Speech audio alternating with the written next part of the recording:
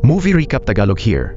Isang taon na ang nakalipas, isang serye ng mga pagpaslang ang yumanig sa buong bansang Japan. Ang pinaka nakakatakot sa kasong ito ay ang paraan ng pagkamatay ng bawat biktima. Lahat ito ay tumutugma sa kanilang mga pangarap noong bata pa sila. Isa itong napakamasusing planong pagpatay. Ang pagkakasunod-sunod ng mga krimen ay nakabatay sa isang kakaibang nursery rhyme na direktang konektado sa mga pangyayaring naganap 23 taon na ang nakaraan. Noong panahong iyon, tinanggap ng Class 6A ang isang bagong transfer student na si Sonoko. Isang araw, itinapon ang kanyang pencil case sa D-storage room. Habang mag-isa siyang naghahanap nito, biglang malakas na isinara ang bakal na pinto ng silid. Doon nagsimula ang pambubuli na naranasan niya na nagpatuloy hanggang sa siya ay makapagtapos. Bilang alaala ng kanilang mga taon sa elementarya, bawat estudyante ay gumuhit ng kanilang pangarap. Pagkatapos, inilagay nila ang lahat sa isang bakal na kahon at ibinaon ito ng malalim sa lupa. Nagkasundo ang grupo na huhukayin nila ito sa taong 2025, ang ika-50 anibersaryo ng pagkakatatag ng paaralan, at panahong lahat sila ay magiging 34 na taong gulang. Ito ang perpektong pagkakataon upang balikan kung natupad ba ang kanilang mga pangarap noong bata pa sila. Habang ang lahat ay masayang nagdiriwang, si Sonoko ay tahimik na nakatayo sa likod ng karamihan, puno ng magulong damdamin ang kanyang mga mata.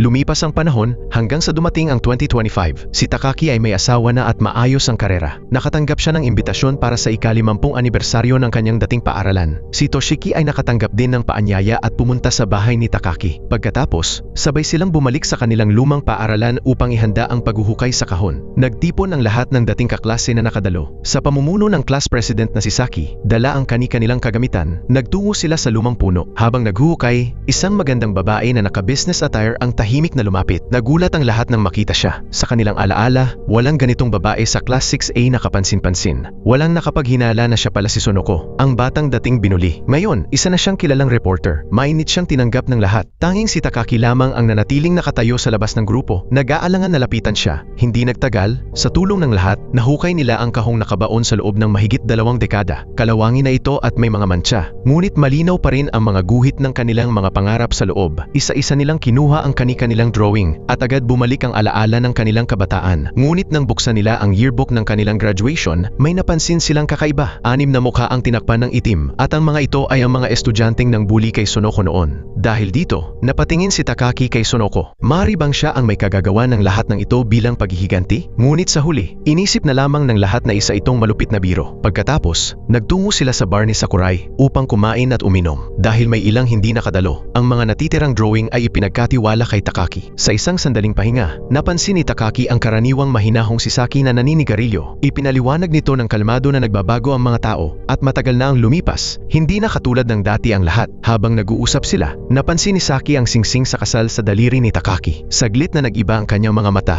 tila may halong damdaming hindi may paliwanag. Sa loob, patuloy ang kwentuhan ng lahat. Nang pumunta si Sonoko sa banyo, lihim na kinuha ni Toshiki ang drawing ng pangarap nito dahil sa kuryosidad. Sa gulat ng lahat, ang guhit ng batang babae ay natakpan ng nakakatakot na itim na kulay. Agad na namagitan si Saki at sinabing magpanggap na lang silang walang nakita. Mas naging kakaiba pa ang mga pangyayari nang matapos ang pagtitipon. Habang sabay-sabay na sumakay sa elevator ang lahat pababa, si Sonoko ay nagpumilit na dumaan mag-isa sa hagdan. Pagkaalis ng lahat, dinala ni Takaki sina Toshiki at Sakurai sa isang maliit na bar upang ipagpatuloy ang inuman. Samantala, si Sonoko ay mag-isang nakatayo sa overpass, mariing nakatitig sa drawing ng kanyang pangarap noong bata pa siya. Isa-isang bumalik sa kanyang isipan ang mga alaala ng pambubuli na kanyang dinanas. Ang galit na matagal niyang kinimkim ay muling nagliyab sa kanyang mga mata. Sa katunayan, hindi lang si Sonoko ang may mabigat na damdamin. Lahat sila ay may kanya-kanyang pinagdadaanan habang binabalikan ang kanilang mga pangarap noong kabataan. May ilan na natupad ang kanilang mga pangarap, ngunit mayroon ding napilitang isuko ang kanilang mga mithiin. Tanging sila lamang ang tunay na nakakaunawa sa mga damdaming iyon. Matapos malasing sina Takaki at ang dalawa niyang kaibigan, kanya-kanya na silang umuwi. Habang nakatayo si Toshiki sa harap ng kanyang bahay at hinahanap ang kanyang susi, biglang may isang misteryosong taong lumapit mula sa likuran. Sinamantala ng salarin ang sandaling wala siyang kamalay-malay. Sinakal siya at itinulak mula sa itaas na palapag. Noong bata pa si Toshiki, pinangarap niyang lumipad sa kalangitan. Ngunit ngayon ay bumagsak siya sa lupa sa isang malupit na paraan. Kinabukasan, nakipag-ugnayan ang pulisya kay Takaki upang magtanong tungkol sa nangyari. Laking gulat ni Takaki nang malaman na si Toshiki ay nahulog mula sa gusali at namatay. Dahil sa hinala, tinanong niya kung posible bang ito ay pagpatay. Ngunit ayon sa pulisya, napakababa ng posibilidad nito. Dahil tila labis ang nainom ni Toshiki, maaaring nawalan siya ng kontrol at aksidenteng nahulog. Nag-ugat ang pagdududa ni Takaki dahil agad niyang naalala ang yearbook na may mga mukha na tinakpan ng itim. Isa si Toshiki sa 6 na estudyanteng iyon. Ang unang pumasok sa isip ni Takaki ay paghihinala. Maaari bang ito ay paghihiganti ni Sonoko? Kasabay nito, nalaman din ni Sonoko ang pagkamatay ni Toshiki. Nagboluntaryo siyang i-cover ang insidente, ngunit tinanggihan siya ng kanyang mga nakatataas. Bilang mukha ng pahayagan, hindi na niya kailangang humawak ng ganitong kaliit na kaso. Ngunit may kutob siya. Naniniwala siyang may kaugnayan ang pagkamatay ni Toshiki sa yearbook na may tinakpang mga mukha. Samantala, puno ng pagkabalisa, pinuntahan ni Takaki si Sakurai. Ikinuwento niya ang kanyang hinala, ngunit hindi ito pinaniwalaan ni Sakurai. Para sa kanya, aksidente lamang ang nangyari, tulad ng paniniwala ng pulisya. Ngunit hindi sumang-ayon si Takaki. Para sa kanya, malinaw na konektado ito sa yearbook. Ang 6 na tinakpan na mukha ay pawang mga estudyanteng ng bully noon. Habang nag-uusap sila, biglang dumating si Sonoko. Nandoon siya upang mangalap ng impormasyon tungkol sa pagkamatay ni Toshiki. Tinanong niya kung bakit tinakpan ang mga larawan ng 6 na yon. Ano ang pagkakapareho nila? Tinitigan siya ni Takaki. Pakiramdam niya, nagtatanong si Sonoko ng mga bagay na alam na niya ang sagot. Sa sandaling iyon, kumbinsido si Takaki na si Sonoko ang may kagagawa ng pagkahulog ni Toshiki. Nang marinig ito, hindi na nagpaligoy-ligoy si Sonoko. Direkta niyang binanggit ang pambubuli na ginawa nila sa kanya noon. Ang trauma na idinulot nito ay habang buhay niyang dala. Hanggang ngayon, hinahabol pa rin siya ng kanyang claustrophobia. Sinubukan ni Sakurai na mamagitan, sinasabing matagal na yon at bunga lamang ng pagiging padalos-dalos ng mga bata. Ngunit para kay Sonoko, katawa-tawang katwiran iyon. Para sa mga bully, tila wala lang iyon. Ngunit para sa biktima, isang sugat na hindi kailanman naghihilom. Sa harap ng matagal ng kinikimkim na galit ni Sonoko, hindi na napigilan ni Takaki ang sarili at itinaas ang kanyang boses. Kaya mo pinatay si Toshiki? Hinanap mo siya para maghigante? Nanatiling tahimik si Sonoko sa walang basehang akusasyon ni Takaki. Iniwan lamang niya ang 2 business card sa mesa at saka umalis. Nakatitig si Takaki sa mga card.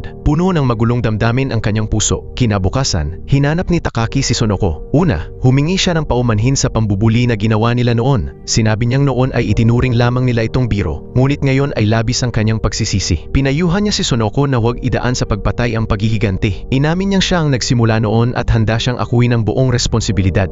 Ang tanging hiling niya ay huwag na itong idamay ang iba. Bahagyang nayanig si Sonoko, ngunit ayaw niyang magpaliwanag. Tatayo na sana siya upang umalis nang biglang magliyab ang isang restaurant sa tapat ng cafe. Ang nasusunog na restaurant ay kay Sakurai. Nagulat sina Sonoko at Takaki at agad na tumakbo papunta roon. Sa oras na yun, nilamon na ng apoy ang lugar at nawalan na ng malay si Sakurai. Sa gitna ng panganib, isinugal ni Sonoko ang kanyang buhay upang iligtas siya. Tinakpan niya ang kanyang ilong at bibig at pumasok sa loob ng restaurant. Ngunit hindi niya alam na maraming gas cylinder sa loob. Habang papalapit siya sa pinto, isang spark ang agad na nagliyab dito. Dahil sa lakas ng pagsabog, pansamantala siyang nabingi. Nagsara ang fireproof door na lumikha ng isang madilim at masikip na espasyo. Agad nitong na-trigger ang kanyang claustrophobia. Kahit pilit niyang kinokontrol ang kanyang paghinga, patuloy na bumabalik sa kanyang isipan ang nakakatakot na alaala ng pambubuli na kanyang dinanas noon. Sa pinakadelikadong sandali, dumating si Takaki sa tamang oras. Sa tulong ng mga bumbero, sama-samang nailigtas si Sonoko na halos wala ng lakas. Ang nangyari kay Sakurai ay halos kapareho ng kay Toshiki. Noong bata pa si Sakurai, pinangarap niyang maging isang bumbero, ngunit muntik na siyang mamatay sa sunog. Bagamat hindi siya nasunog hanggang mamatay, nahulog naman siya sa malalim na koma. Dahil si Sonoko ang sumugod sa loob ng apoy upang iligtas siya at kasama siya ni Takaki nang mangyari ang insidente, may malinaw siyang alibay. Dahil sa mga pangyayaring ito, napagtanto ni Takaki na nagkamali siya ng hinala kay Sonoko. Sa 2 insidenteng iyon, may napansin na pattern si Sonoko. Lahat ng kaso ay may kaugnayan sa mga pangarap noong bata pa sila. Bukod pa rito, wala talagang kinalaman si Sonoko sa pagkamatay ni Toshiki. Inamin niyang may bahagi sa kanya na nakaramdam ng saya nang marinig ang balita.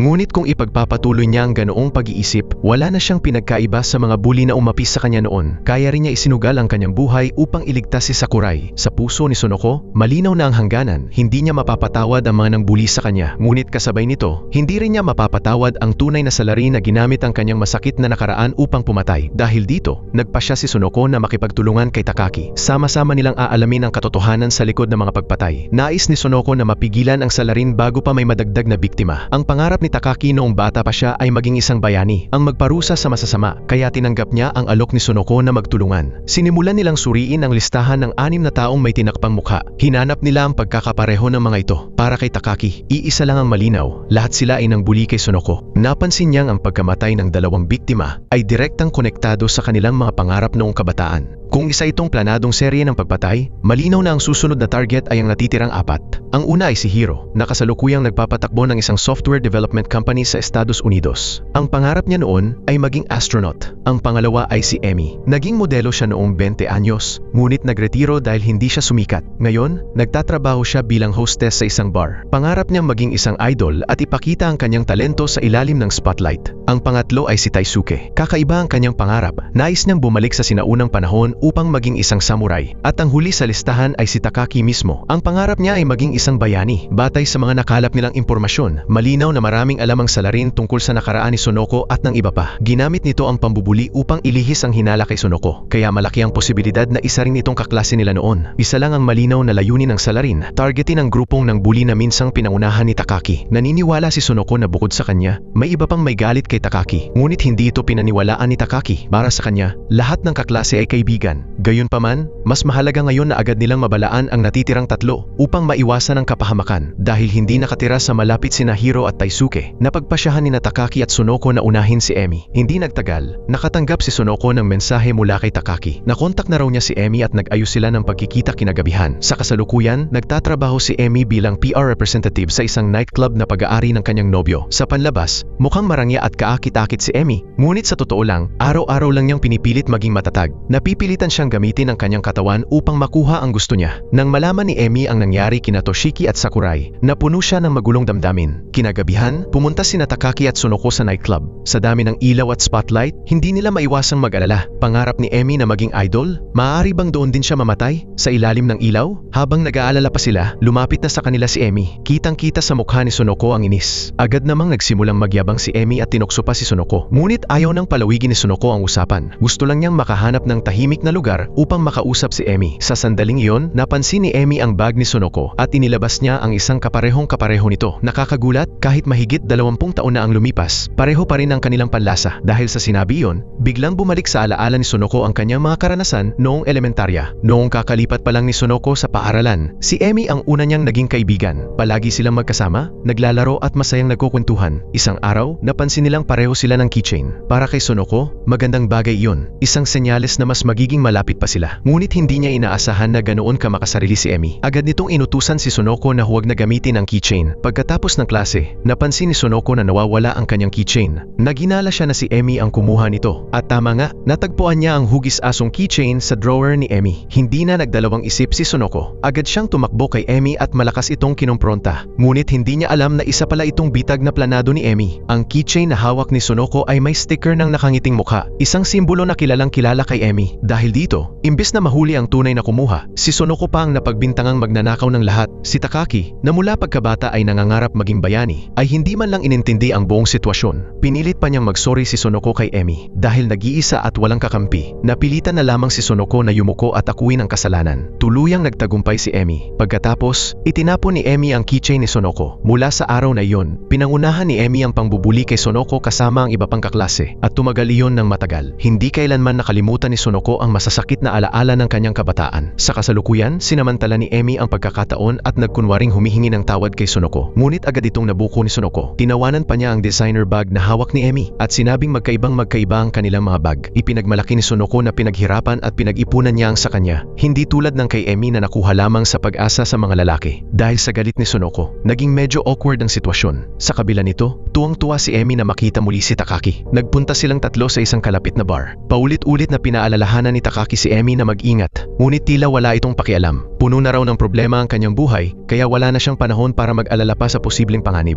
Pagkatapos ng inuman, lasing si Emi at sinundo siya ng kanyang nobyo. Sa sandaling iyon, may napansin si Takaki na kahina-hinalang lalaki. Palihim itong sinusundan at kinukuhanan ng litrato ang sasakyan ng nobyo ni Emi. Nang mapansin siya ng lalaki, nataranta ito at tumakbo palayo. Ngunit may nahulog itong business card. Batay sa impormasyon impormasyong nakalagay, napagtanto ni Takaki na kasamahan ito ni Sonoko sa trabaho. Noong una, inakala niyang si Sonoko ang lihim na nagmamanman kay Emi para sa paghihiganti. Ngunit nagulat siya sa sagot nito. Hindi si Emi ang target ng investigasyon, kundi ang nobyo nito dahil pinaghihinalaang sangkot sa ilegal na bentahan ng droga. Mula pagkabata, pangarap na ni Emi ang tumayo sa entablado, kumanta at sumayaw. Habang inaalala niya ang nakaraan at iniisip ang hinaharap, biglang nagbigay ng magandang balita ang kanyang nobyo. May isang dancer na hindi makakadalo sa event kinabukasan, kaya maaari siyang pumalit. Kahit hindi siya ang bida, labis pa rin ang kanyang tuwa. Sa gitna ng kanilang pag-uusap, hindi sinasadyang ipinakita ng kanyang nobyo ang ilegal na droga na kanyang ibinebenta. Habang masigasig na nagpa-practice si Emi ng kanyang sayaw, dumating si Takaki. Direkta nitong sinabi na sangkot ang nobyo ni Emi sa drug trafficking. Alam ni Emi na maaaring madamay siya, ngunit wala siyang magawa. Ang kanyang tirahan at maging ang kanyang mga gamit ay galing sa nobyo niya.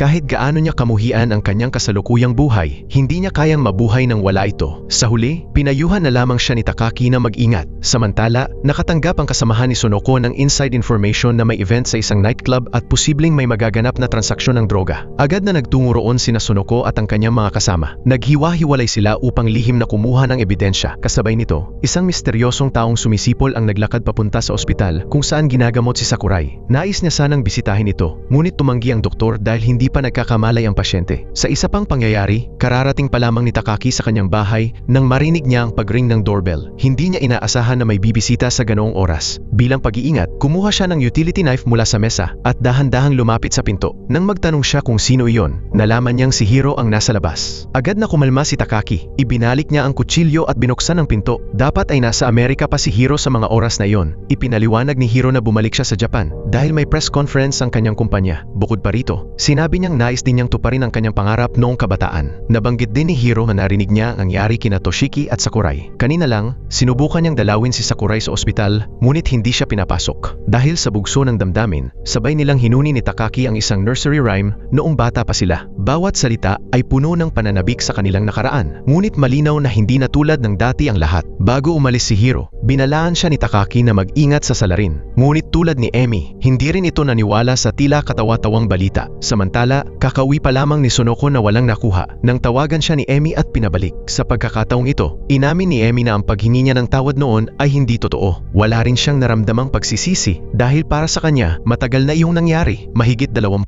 taon na ang nakalipas. Ngunit nang muli niyang makita si Sonoko, napansin niya ang pagsisikap, katatagan at pagbabago nito, mga bagay na wala siya. Kaya ibinigay ni Emi kay Sonoko ang ebidensya. Sa isang banda, nais niyang ituwid ang pagkakasakit na idinulot niya noon. Sa kabilang banda, gusto na rin niyang tuluyang talikuran ang maling landas na tinahak niya. Ngumiti lamang si Sonoko ng bahagya sa kanyang narinig. Sa parehong oras, hinuhuni ni Takaki ang nursery rhyme noong kabataan nila. Bigla niyang napagtanto na ang pagkakasunod-sunod ng mga biktima ay tumutugma sa pagkakasunod ng mga pangalan sa kanta. Kung ganoon, ang susunod na target ng salarin ay si Emi. Ngunit huli na ang lahat matapos maibsan ang kanyang dinadala. Naglakad si Emi sa kalsada habang hawak ang drawing ng kanyang pangarap noong bata pa siya. Wala siyang kamalay-malay na may isang misteryosong tao ang dahan-dahang papalapit sa kanya. Sinamantala ng salarin ang kanyang pagkakawala sa sarili at marahas siyang itinulak papunta sa kalsada. Bagamat nag-aayos na sila ni Sonoko, sa huli trahedyang namatay si Emi sa ilalim ng ilaw ng kalsada. Kinabukasan, nagtungo sina Takaki at Sonoko sa pinangyarihan ng insidente upang alalahanin si Emi. Wala pa rin silang ideya kung sino ang salarin. Mas lalo pang nakakalito ang mabilis na konklusyon ng pulisya na aksidente lamang ang tatlong kaso. Malaki ang posibilidad na may tinatagong lihim sa likod ng mga ito. Sa ngayon, tanging magagawa ni Takaki at Sonoko ay sundan ang mga pahiwatig upang matuklasan ang katotohanan. Ayon sa pagkakasunod sa nursery rhyme, ang susunod na target ay si Hiro. Dito nagsimulang maghinala si Sonoko kay Hiro. Para sa kanya, tila nakalimutan na ni Takaki ang kanta. Ngunit nang dumating si Hiro, bigla niya itong naalala. Dagdag pa rito, eksaktong bumalik si Hiro sa Japan sa kritikal na panahong ito. Masyadong sunod-sunod ang mga pagkakataon para maging simpleng aksidente lamang. Ngunit hindi pinaniwalaan ni Takaki ang hinala ni Sonoko. Kahit nagkaroon sila ng hindi pagkakaunawaan noon dahil sa isang maliit na insidente, nananatili pa rin ang tiwala niya sa pagkatao ng kanyang kaibigan. Gayunpaman, hindi pa rin inaalis ni Sonoko si Hiro sa listahan ng mga posibleng salarin. Sinabi niya kay Takaki na manatiling nakikipag-ugnayan kay Hiro, habang siya naman ay magsasagawa ng sariling investigasyon. Sa kabilang banda, may biglang naalala si Hiro. Bago siya umuwi, nakatanggap siya ng mensahe mula sa isang hindi kilalang tao. May kalakip itong larawan ng malagim na pagkamatay ni Toshiki. Nakaramdam siya ng matinding kaba. Sinubukan niyang sumagot, ngunit wala siyang natanggap na tugon. Kinabukasan, sinunod ni Takaki ang payo ni Sonoko at inimbitahan si Hiro na kumain ng steak. Hindi inaasahan, nagsimula na rin palang magsiyasat si Hiro sa kaso. Para sa kanya, si Sonoko ang pinakapinaghihinalaan dahil silang anim ay nangbuli sa kanya noon. Natural lamang na magtanim magtanim siya ng galit. Ngunit agad itong pinabulaanan ni Takaki. Ipinaliwanag niyang kasama niya si Sonoko nang mangyari ang insidente kay Sakurai, kaya imposible itong makagawa ng krimen. Hindi pa rin naniwala si Hiro. Sa halip, inisip niyang baka nabighani na si Takaki kay Sonoko. Kahit may punto ang sinabi ni Hiro, nananatiling sigurado si Takaki. Hindi maghihiganti si Sonoko sa ganitong paraan. Nang makita niyang wala namang patutunguhan ng usapan, galit na tumayo si Hiro at umalis. Sa huli, hindi nagkasundo ang dalawa. Kahit isinara ng pulisya ang 3 kaso bilang mga aksidente, may 2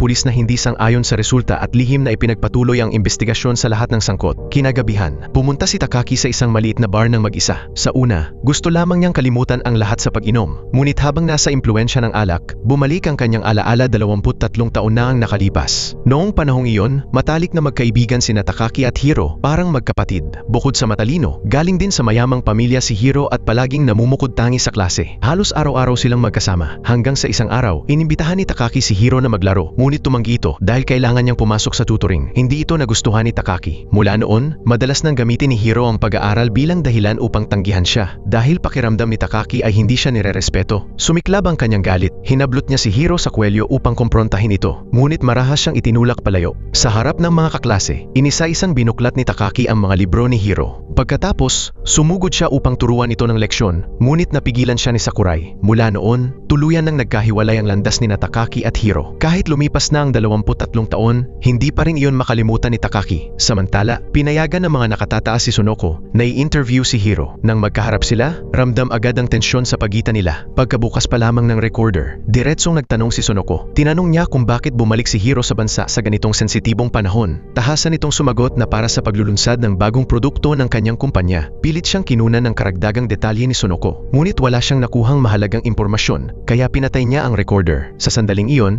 ipinakita ni Hiro ang larawang ipinadala sa kanya ng isang misteryosong tao. Sa anggulong iyon, malinaw na tanging ang salarin lamang ang maaaring kumuha nito. Ayon kay Hiro, ginamit ang larawang iyon upang akitin siyang bumalik sa bansa para patayin. Para sa kanya, si Sonoko lamang ang may malinaw na motibo. Sa harap ng walang basehang akusasyon ni Hiro, malamig lamang na natawa si Sonoko. Kahit na naranasan niyang mabuli ni Hiro noon, hindi kailanman sumagi sa isip niyang pumatay, at lalong hindi niya hahayaang mamatay ito. Hindi siya tulad nila. Hindi siya yung taong tatawa sa paghihirap at kamalasan ng iba. Dahil sa mga salitang iyon, unti-unting nawala ang hinala ni Hiro kay Sonoko. Taos-puso siyang humingi ng tawad at nagpasya na tumulong sa paghahanap sa tunay na salarin. Pinayuhan ni Sonoko si Hiro na ipagpaliban ang nalalapit na press conference dahil tungkol ito sa kalawakan na maaaring maging susunod na target ng killer. Ngunit tumanggi si Hiro. Para sa kanya, iyon ay isang pangakong ginawa nila ni Takaki noong bata pa sila. Ang pangarap ni Hiro noon ay lumipad. Para sa iba, imposibleng mangyari iyon. Ngunit si Takaki lang ang laging sumuporta sa kanya. Kaya nangako sila na paglaki nila, dadalhin ni Hiro ang lahat sa kalawakan upang tuparin ang pangarap na iyon. Dahil dito, mas lalo pang nagsumikap si Hiro sa pag-aaral. Ngunit kapalit nito, unti-unti siyang lumayo kay Takaki at sa iba pa. Ito rin ang naging ugat ng kanilang alitan. Samantala, habang nagtatrabaho si Takaki, bigla siyang tinawagan ng pulisya. Himala, nagkamalay na si Sakurai. Agad na nagmadali si Takaki papunta sa ospital. Labis siyang naantig nang makita niyang muling nagising ang kanyang kaibigan. Mahinang ikinuwento ni Sakurai na noong araw ng insidente, naghahanda siya ng mga sangkap sa kanyang tindahan. Ngunit hindi niya maipaliwanag kung bakit siya biglang nakatulog. Habang nag-uusap sila, napansin ni Takaki ang isang kristal na bola na hugis kalawakan sa tabi ng kama. Ayon kay Sakurai, regalo iyon mula kay Hiro. Hindi nagtagal matapos mamatay si Toshiki, tumawag si Hiro kay Sakurai. Nang malaman nito ang tungkol sa reunion, agad itong umuwi ng bansa. Sa panahong iyon, paulit-ulit niyang pinaalalahanan si Sakurai na bantayan si Takaki. Sinabi rin ni Sakurai kay Takaki na huwag itong gumawa ng anumang mapanganib. Ngunit nang bumalik si Hiro, si Sakurai naman ang muntik nang mamatay. Ibinunyag din ni Sakurai na matagal nang pinagsisisihan ni Hiro ang paglayo niya kay Takaki.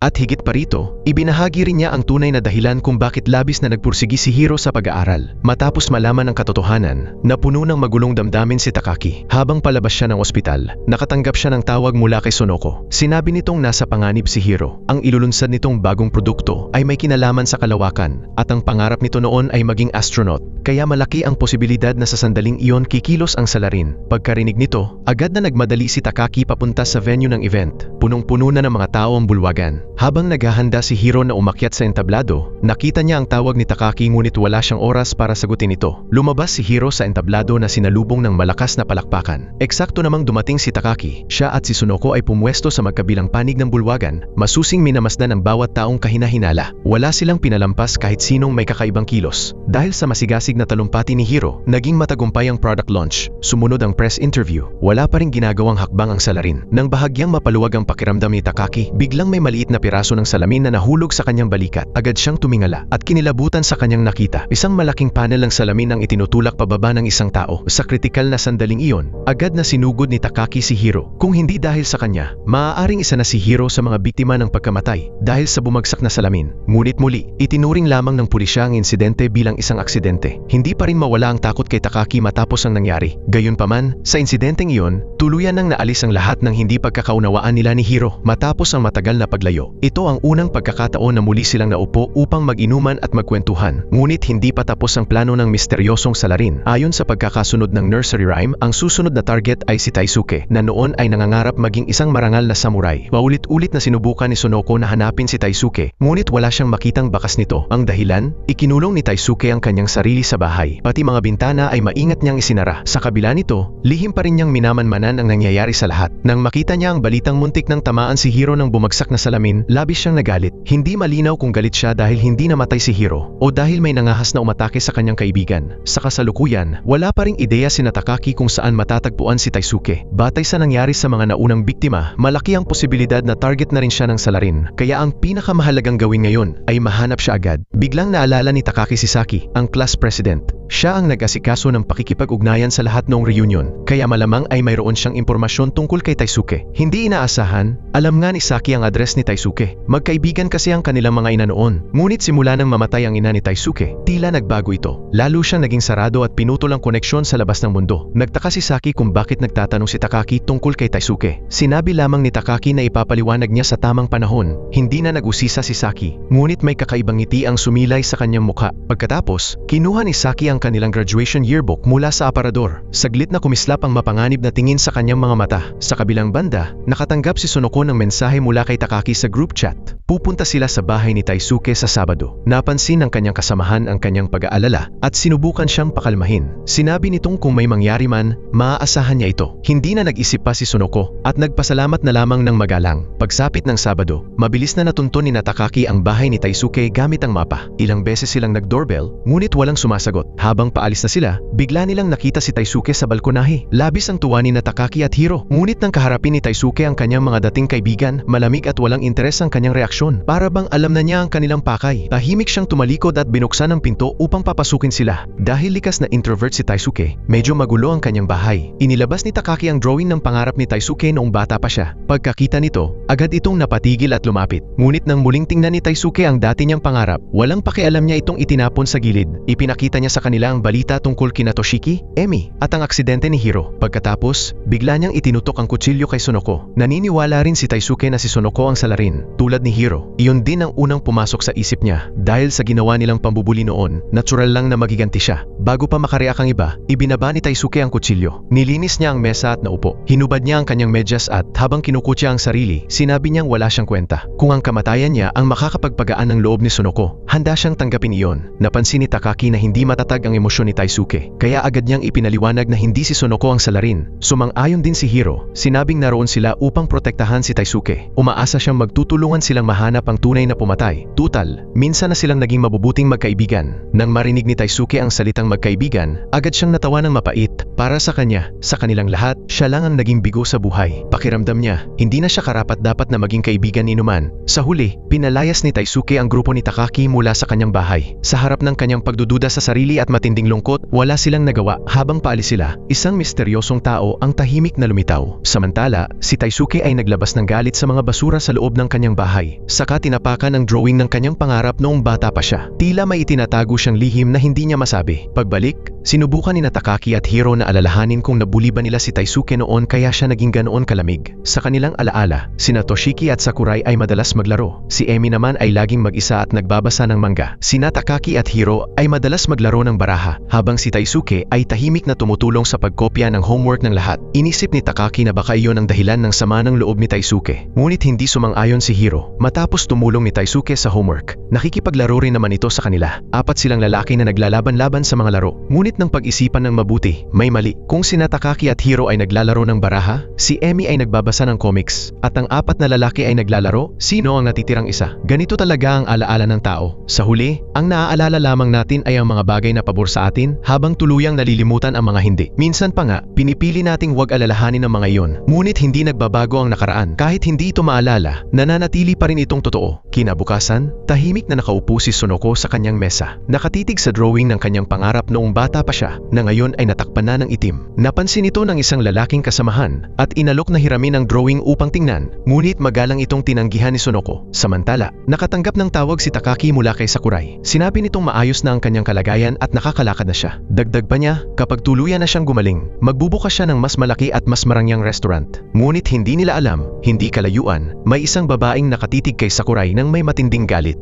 Makalipas ang ilang sandali, pumasok ang isang nurse sa silid upang palitan ng benda, ngunit wala na si Sakurai. Kinagabihan, nakatanggap si Takaki ng mensahe sa kanyang telepono. Isang video ito mula kay Sakurai. Sa video, nakagapos ang kamay at paa ni Sakurai, may busal ang bibig, at may telang nakatakip sa ulo. Pagkatapos, binuhusan siya ng gasolina ng salarin at sinunugan. Agad siyang nilamon ng apoy. Ang kanyang nakakatakot na sigaw ay paulit-ulit na umalingaw-ngaw. Sa harap ng kakilakilabot na eksena, hindi napigilan ni Takaki ang pagsusuka. Sa ilalim ng apoy, ang buong katawan ni Sakurai ay naging sunog at itim. Ang kanyang damit ay halos punit-punit at dumikit na sa kanyang balat. Nang dumating ang pulisya sa pinangyarihan, isang cellphone lamang ang kanilang natagpuan. Ilang oras na nagsuka si Takaki. Tanging nang makauwi ang kanyang asawa saka lamang siya bahagyang nakalma. Ang pagkamatay ni Sakurai ay patunay na hindi titigil ang salarin hanggat hindi nito natutupad ang kanyang layunin. Balak ni Hiro na makipag-usap kay Takaki upang gumawa ng plano laban sa killer. Ngunit nauwi lamang ito sa matinding pagtatalo dahil sa nangyari kay Sakurai. Dahil dito, nagpa siya si Sonoko na puntahan si Taisuke ng mag-isa. Gagawin niya ang lahat upang makumbinsi ito. Sa sandaling ito, nanonood si Taisuke ng balita tungkol sa pagkasunog ni Sakurai hanggang mamatay habang kumakain ng potato chips. Nang marinig niya ang doorbell, napilitan siyang buksan ang pinto dahil sa kuryosidad. Nagulat siya nang makita si Sonoko sa labas. Nang mapagtanto niyang mag-isa lang si Sonoko, bahagyang gumaan ang loob niya at pinapasok niya ito.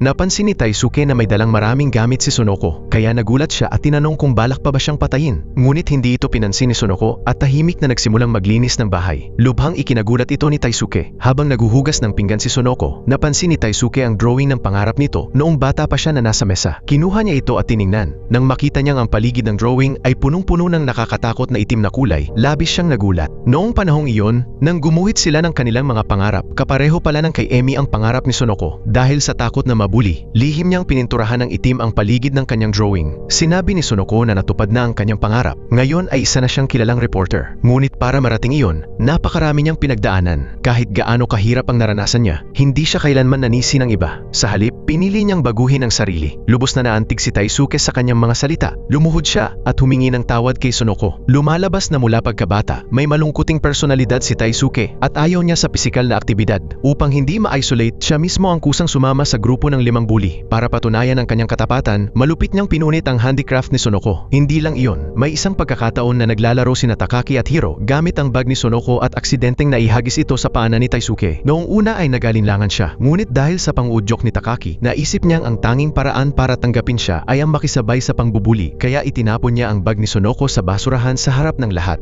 At gaya ng inaasahan, agad siyang pinuri ni Takaki. Sa kabila ng paghingi niya ng tawad, hindi siya pinatawad ni Sonoko. Ngunit iba ang ipinakita ng kanyang mga ginawa. Bigla niyang ibinuhos sa sahig ang lahat ng basurang nilinis niya kanina. Sa paraang iyon, tila ipinakita niya ang kanyang paghihiganti. Ngunit sa totoo lang, kabutihan ang laman nito. Sinabi ni Sonoko kay Taisuke, kung hindi mo kayang baguhin ang iba, baguhin mo ang sarili mo. Tuluyang napahinuhod si Taisuke sa mga salita ni Sonoko. Nang umalis si Sonoko, nagpasya si Taisuke na magsimula muli. Kinuha niya ang vacuum cleaner at nagsimulang linisin ang kanyang maliit na bahay. Nakatayo si Sonoko sa labas ng pinto at nang marinig niya ang tunog ng paglilinis, alam niyang nakawala na si Taisuke sa kanyang kawalan ng pag-asa. Kasabay nito, nakaramdam si Sonoko na parang may nagmamasid sa kanya. Pagkaraan, sumama si Taisuke kay Sonoko papunta sa isang maliit na bar kung saan naroon sina Takaki at Hiro. Pagpasok pa lamang, agad siyang humingi ng tawad. Nagulat sina Takaki at Hiro sa biglaang pagbabago ni Taisuke. Bago pa nila maintindihan ang nangyayari, inilabas ni Taisuke ang isang game disc, isang alaala na mahalaga sa kanya. Noong bata pa sila, habang kinokopya ni Taisuke ang homework ng lahat, nakita niyang naglalaro ang iba. Labis siyang humanga. Napansin ni Takaki ang kanyang pananabik, kaya inimbitahan siyang sumali. Kahit hindi siya magaling, walang pumuna sa kanya. Sa halip, ibinigay pa ni Sakurai ang game disc sa kanya upang maiuwi at makapag-practice. Ang simpleng kabutihang iyon ang nagbigay ng saya kay Taisuke hanggang ngayon. Sa pag-alala ni Taisuke, naantig din sina Takaki at Hiro sa mungkahi ng may may-ari ng cafe. Muli silang naglaro, parang bumalik sa nakaraan. Sinubukan nilang buwing muli ang pagkakaibigang matagal nang nasira. Kinabukasan, sa opisina ni Sonoko, muling hindi siya nakita ng kanyang lalaking kasamahan. Nakaramdam ito ng pagkadismaya at galit. Lumapit si Yuki sa pintuan ng elevator at bigla niyang sinuntok ang signage ni Sonoko. Ang kakaibang kilos na ito ay nagdulot ng hinala. Maaari kayang may kinalaman siya sa sunod-sunod na pagpatay? Samantala, nagsimula na ring kumilos ang pulisya. Opisyal nilang kinilala ang mga insidente bilang isang serye ng magkakaugnay na pagpatay. Kasabay nito, nakatuon ang kanilang investigasyon sa isang middle-aged na babae na nakita sa ospital. Sa parehong oras, isang misteryosong tao na may dalang pala na nababalutan ng putik ang pumasok sa silid ng Class 6A. Ang unang biktima ay itinulak sa kalsada at nasagasaan ng truck. Ang ikalawang biktima naman ay itinulak mula sa 18th floor at namatay sa pagbagsak. Ang ikatlong biktima ay ginapos ang kamay at paa,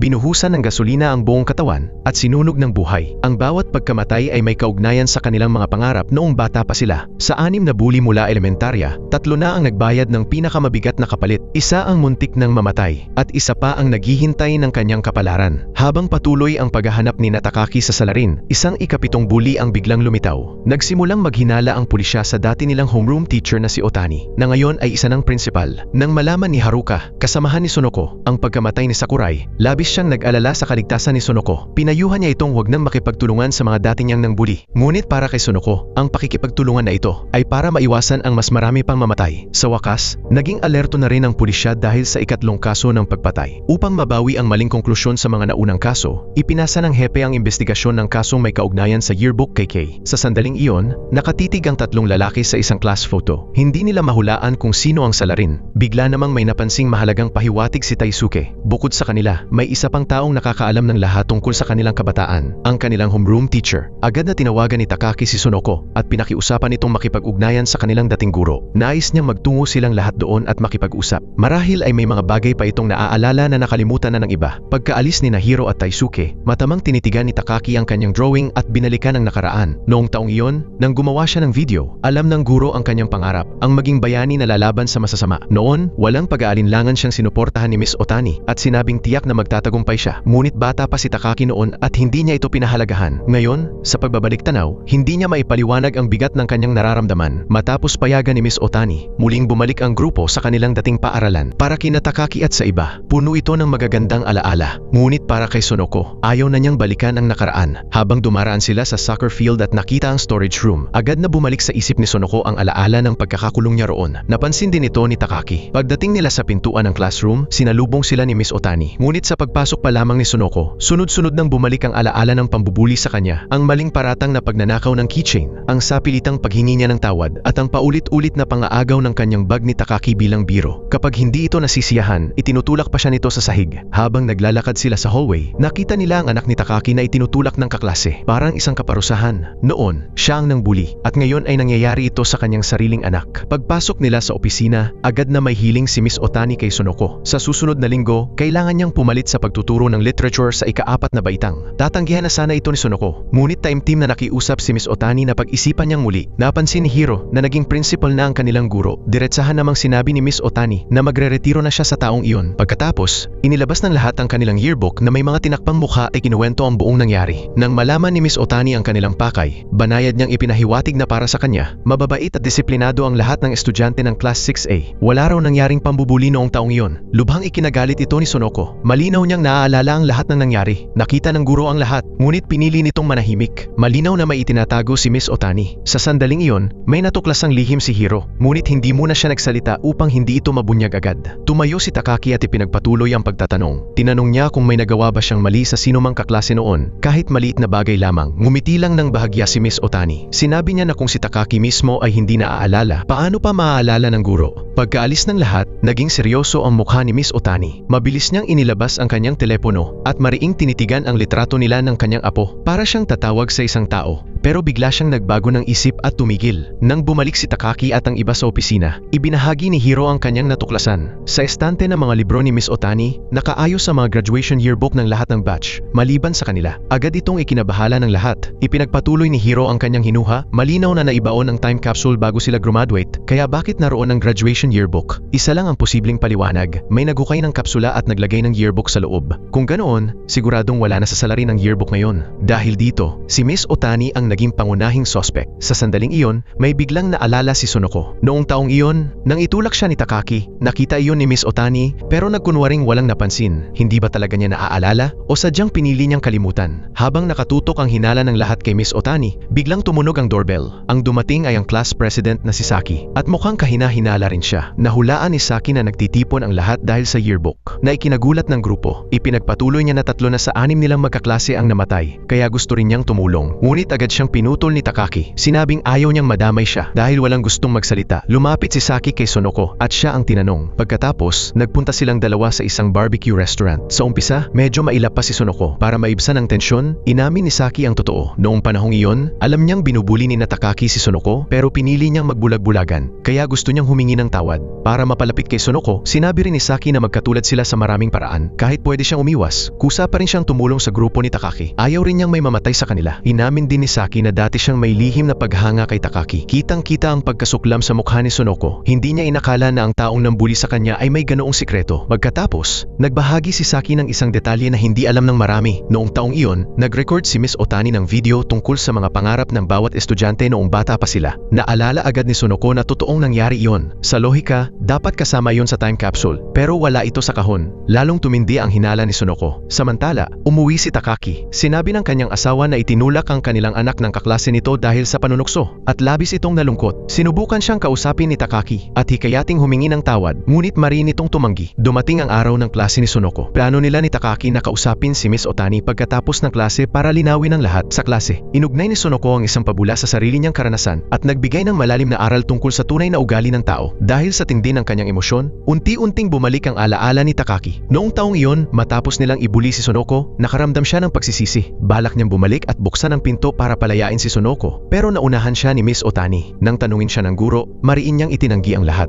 Hindi niya inamin na siya ang nagkulong kay Sonoko. Ngayon, napagtanto ni Takaki na hindi niya dapat iniwan ang sitwasyon. Hindi niya alam na nabasa na pala ng kanyang guro ang kanyang pagsisisi. Pagkatapos ng lektura, nagbigay ng ibang pananaw ang anak ni Takaki. Para sa kanya, dapat mamatay ang pasaway na hayop sa pabula. Tinanong niya ang opinyon ng kanyang ama, ngunit dahil nakagawa rin siya ng katulad na kasalanan noon, nawalan siya ng masabi. Matapos mag-isip sandali, nasabi na lang ni Takaki na magkaiba ang tao at hayop. Tapat niyang pinayuhan ang kanyang anak na iwasan ang pananakit sa iba. Kung kinakailangang humingi ng tawad, dapat gawin iyon hanggang sa matanggap ng taong nasaktan. Pagkarinig sa mga salita ni Takaki, napuno ng magkahalong emosyon si Sonoko. Paglabas niya ng silid-aralan, taos-pusong humingi ng tawad si Takaki sa kanyang nagawa. Sa unang pagkakataon sa loob ng 23 taon, kahit hindi pa niya kayang patawarin si Takaki, tinanggap ni Sonoko ang paghingi nito ng tawad. Para sa kanya, ang mas mahalaga ngayon ay mahanap ang tunay na salarin. Pagkatapos, nagtungo silang dalawa sa opisina ni Miss Otani. Diretsahang tinanong ni Sonoko kung bakit nawawala ang kanilang yearbook sa estante. Labis na nagulat si Miss Otani na para bang ngayon lang niya ito nalaman. Sumunod, tinanong ni Sonoko ang tungkol sa video ng kanilang mga pangarap noong bata pa sila. Ngunit kahit anong tanong, nagkunwari si Miss Otani na hindi niya naiintindihan. Agad namang ipinahayag ni Takaki ang kanyang hinala. Naalala niyang mahal na mahal ng guro ang bawat estudyante, kaya imposibleng makalimutan nito ang ganoong kahalagang bagay. Ngunit sandaling natahimik si Miss Otani bago mariing sinabi na wala siyang alam. Pagkatapos, pinaalis niya ang dalawa sa kanyang opisina. Paglabas ni Takaki at Sonoko, nakita ni Takaki na napagtanto na ng kanyang anak ang pagkakamali nito. Kusang loob itong humingi ng tawad sa kaklaseng itinulak niya. Matapos umalis sa paaralan sina Takaki at Sonoko, muling pinanood ni Miss Otani ang video ng kanilang mga pangarap noong bata pa sila. Nang makita niya ang bahagi ni Sonoko, tuluyan siyang nawalan ng kontrol.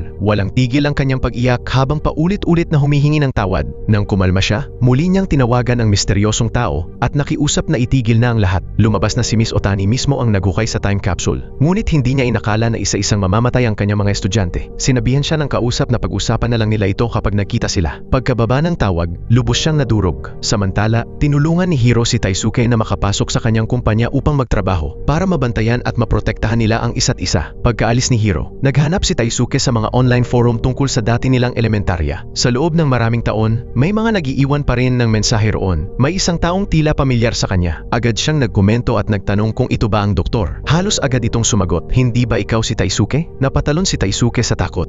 Lumalabas na hindi lang 6 ang kasali sa grupo nila noon. Kasabay nito, dumating si Miss Otani sa parking lot ayon sa usapan. Habang nagtatanong kung naroon na ang kausap niya, may isang sasakyan ang biglang huminto sa tabi niya. Yumuko siya, sumakay, at agad silang umalis. Samantala, patuloy na nag-iiwan ng mensahe ang misteryosong tao kay Taisuke. Kapansin-pansin na tila may lihim na koneksyon si Miss Otani sa salarin, at hindi sinasadyang naging kasabwat pa nga siya. Ano nga ba ang tunay na ugnayan nila? Para naman hindi maagaw ng iba ang kanyang minamahal, gumawa ng masamang plano si Class President Saki. Nang makita niyang itinapon ang pencil case ni Sonoko, palihim niya itong kinuha at itinapon sa isang madilim na storage room. Pagkatapos, kunwari pinangunahan niya ang mga bully sa paghahanap doon. Pagpasok ni Sonoko, agad niyang isinara at nilak ang pinto mula sa labas. Nang walang nakatingin, nagkunwari siyang walang nangyari at tahimik na umalis. Nang matuklasan ng mga bully na nakakulong si Sonoko, doon narinig ni Saki ang kanyang mga sigaw ng tulong at isang hindi maipaliwanag na saya ang sumibol sa kanyang kalooban. Kahit paglaki niya, hindi nawala ang selos na iyon. Posible kayang siya ang tunay na utak sa likod ng lahat? Kinabukasan, pagdating ni Sonoko sa kumpanya, nadatnan niya ang kaguluhan. Hindi niya inaasahan na magdamag lang ay napagbintangan siyang mamamatay tao sa isang umano'y paghihiganti laban sa kaklase. Mas lalo pang kahina-hinala, nagbitiw ang editor-in-chief na sumulat ng artikulo at lumipat sa ibang kumpanya. Tinitingnan siya ng kanyang mga kasamahan nang may paghamak. Naalala ni Sonoko ang kanyang mga araw sa elementarya, kung kailan tinitingnan siya ng lahat ng may parehong hinala. Sa internet, kumalat ang mga balita at panlalait laban sa kanya. Mayroon pang lihim na kumuha ng litrato niya at ipinost ito online na may caption na murder. Pinayuhan siya ni Haruka na pansamantalang umiwas muna. Nang makita ni Takaki, Hiro, at Taisuke ang balita, labis silang nagulat. Tanging si Saki lamang ang hindi maitago ang bahagyang ngiti sa gilid ng kanyang labi. Maging ang investigasyon ng pulisya ay umabot na rin sa wala. Pag-uwi ni Sonoko, dinumog ng mga reporter ang kanilang bahay. Sunod-sunod ang mga flash ng kamera at ang mga tanong ay parang paputok na walang tigil. Dahil may claustrophobia si Sonoko, lalo siyang na-pressure at muntik nang bumigay. Sa gitna ng kaguluhan, tumawag si Saki. Para itong naging lifeline para kay Sonoko, kaya agad siyang pumunta sa bahay nito. Sa kasalukuyan, hinihiling ng pahayagan kay Sonoko na magsulat ng pahayag upang linawin ang katotohanan at sagutin ang mga paratang. Ngunit kapag ginawa niya ito, kailangan niyang ilahad sa publiko ang buong nakaraan, kabilang ang pambubuli sa kanya ni Takaki at ng iba. Hindi lamang nito bubuksan muli ang kanyang sugat, kundi maapektuhan din ang buhay ng iba dahil tiyak na uusigin sila ng mga netizen. Nagkunwaring kakampi si Saki at sinuportahan ang ideya ng paglalabas ng pahayag. Hindi makapaniwala si Sonoko. Akala niya ay may pakialam pa rin si Saki kina Takaki at sa iba. Ngunit diretsahang sinabi ni Saki na kung walang gumawa ng mali, walang magiging biktima. Kailangan daw gawin ni Sonoko ang tama at walang sinuman ang sisisihin ang biktima. Sa bugso ng damdamin, hinawakan pa ni Saki ang kamay ni Sonoko at paulit-ulit siyang hinikayat na ilabas ang katotohanan. Nang tumango si Sonoko, saka lamang nakahinga ng maluwag si Saki. Pagkatapos, dinala ni Saki si Sonoko upang kausapin sina Takaki at ang iba tungkol sa plano. Nakakagulat, sinuportahan ni Takaki si Sonoko dahil krimen ang nagawa nila noon. Handa na rin sina Hiro at Taisuke na harapin ang magiging kaparusahan kahit gaano pa ito kabigat. Ngunit sa harap ng kabutihan ng lahat, biglang nagbago ang isip ni Sonoko. Sinabi niyang hindi na siya magsusulat ng pahayag. Kahit tawagin pa siya ng lipunan na isang magandang kriminal na reporter o mamamatay tao, wala na itong halaga. Kahit sabihing masama siyang tao, iyon ay paghuhusga lamang ng lipunan. Para sa kanya, walang saysay kung magsusulat man siya o hindi. Ang mahalaga ay malutas ang kaso ng pagpatay. Ang kabutihang loob ni Sonoko ay halos ikagalit ni Saki. Sa halip, nagpasalamat pa si Sonoko sa kanya. Sinabing dahil iyon sa payo ni Saki na gawin ang tama. Napilitan na lang si Saki na pigilan ang kanyang emosyon at ngumiti. Ngunit ang pasasalamat ni Hiro at Taisuke ay lalo lamang nagdulot sa kanya ng matinding hiya. Pagkatapos, nagpaalam si Saki at umalis ng mas maaga. Sa isip niya, mula pagkabata, parang laging inaagaw ni Sonoko ang mahalagang bagay sa kanya at muling sumiklab ang kanyang galit. Makalipas ang ilang araw, isang political scandal ang naging sentro ng atensyon ng publiko. Dahil dito, tuluyang nabaling ang opinyon ng mga tao at unti-unting nawala ang issue tungkol kay Sonoko. Nakahinga ng maluwag si Hiro. Samantala, lihim na kinontak ni Taisuke ang ikapitong tao. Ang mismong doktor ang nag-ayos ng pagkikita. Ngunit malinaw niyang sinabi na ayaw niyang makita sina Takaki at ang iba at hinding-hindi niya sila mapapatawad.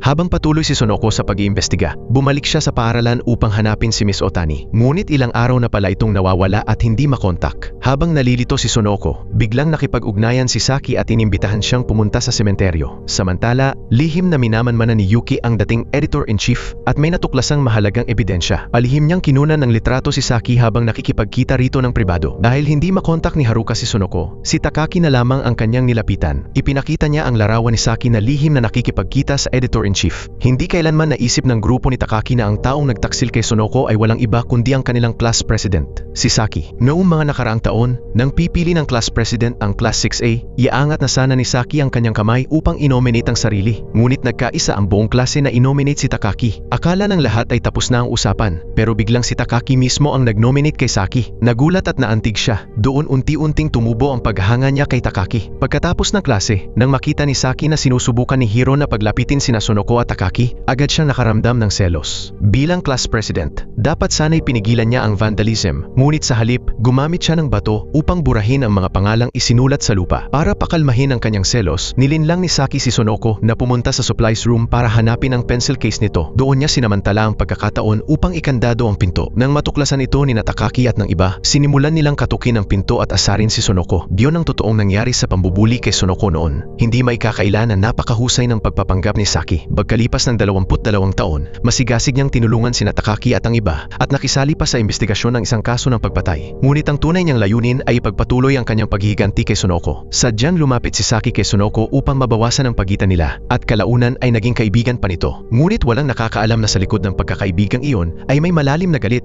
Palihim na nag-record si Saki ng isang tape kung saan ipinahihiwatig na konektado kay Sonoko ang lahat ng namatay. Ibinigay niya ito sa nakatataas ni Sonoko, isang planong lihim niyang isinagawa upang gamitin ang iba sa pagpatay. Sa sandaling iyon, biglang naalala ni Takaki na may nakatakdang pagkikita sina Sonoko at Saki. Nang tawagan ni Hiro si Sonoko, nasa sementeryo na pala sila. Dahil walang sumasagot sa telepono ni Sonoko, naglabas pa ng karagdagang impormasyon si Haruka. Ipinakita niya ang unang eksklusibong ulat ni Sonoko noong nagsisimula pa lang siya sa trabaho. Ang paksa nito ay isang star player ng university soccer team na nakapasok pa sa Japanese national team. Tinangka ng paaralan at coach na pagtakpan ang issue, ngunit dahil sa artikulo, nagkaroon ng matinding galit ang publiko. Sa huli, napilitan ng paaralan na tanggalin ang manlalaro na tuluyang sumira sa kanyang kinabukasan. Ang pangalan niya ay Takeshi Matsui. Samantala, ibinunyag rin ni Saki ang tunay niyang dahilan kung bakit niya dinala si Sonoko roon. May nakababatang kapatid si Saki na mula pagkabata ay mahilig na sa soccer at nangangarap na maging miyembro ng Japanese national team. Ngunit ang kapatid na yon ay nagpakamatay. Nang malaman ni Takaki at ng iba na anibersaryo ng pagkamatay ng kapatid ni Saki, agad nilang naramdaman na may mali. Hindi na nagkunwari si Saki. Sinabi niyang inosente ang kanyang kapatid. Ang tunay na may sala ay ang mga taong gumagamit at nagtataglay ng droga. Ngunit sa artikulo, isinama ang larawan ng kanyang kapatid kahit wala itong kinalaman. Paulit-ulit itong nagpaliwanag sa paaralan at sa lipunan, ngunit walang naniwala. Pagkatapos, sinabi ni Saki na si Sonoko ang tunay na nanakit sa iba. Ginamit niya ang kanyang mga salita upang wasakin ang buhay ng tao. Kaya wala siyang karapatang sisihin ang iba o ituring ang sarili bilang biktima. Siya ang may sala. Lahat ng ginawa ni Saki ay para ipadama kay Sonoko ang parehong sakit na naranasan ng kanyang kapatid.